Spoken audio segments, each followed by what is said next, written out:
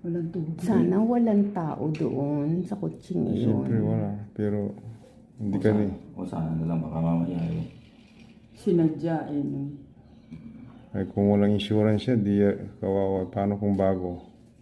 Oh, may mga walang insurance na mga ano eh.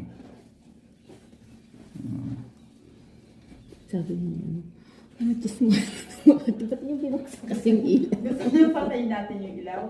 O sige, patayin mo. Ang ganda pag walang ilaw eh, oo.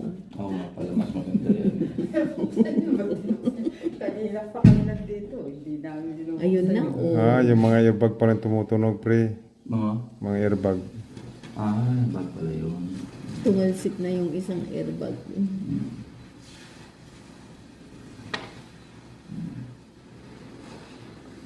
Parang walang alam yung... Paano walang alam? Ano yung ka ba? katabi yung katabi niya, yung ano, yung mga nakatira dyan. Baka hindi nila na ano... Kasi walang alarm, walang ano eh, emergency, di ba?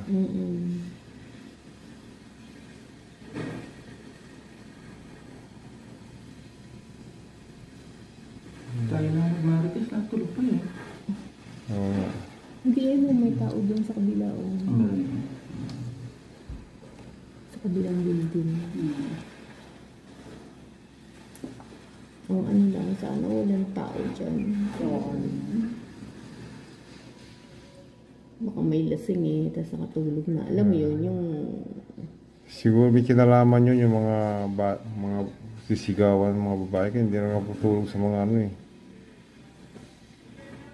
May nagkikwentuhan dun sa may gilid doon natin eh. Di ba? Anyway, yung gilid namin.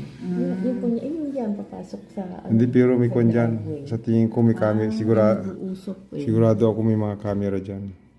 Ayun, buksan ano. Binaksan. Pagkatapos ng ano eh, papasok ko rin yung sakyan. Lalagay ko dito sa gilid dito. Oo, kahit dito. Oh. Pre, sabihan ko kaya yung bumbiro na linisan yung sakyan ko, tinang daming ipot. Dami naman no?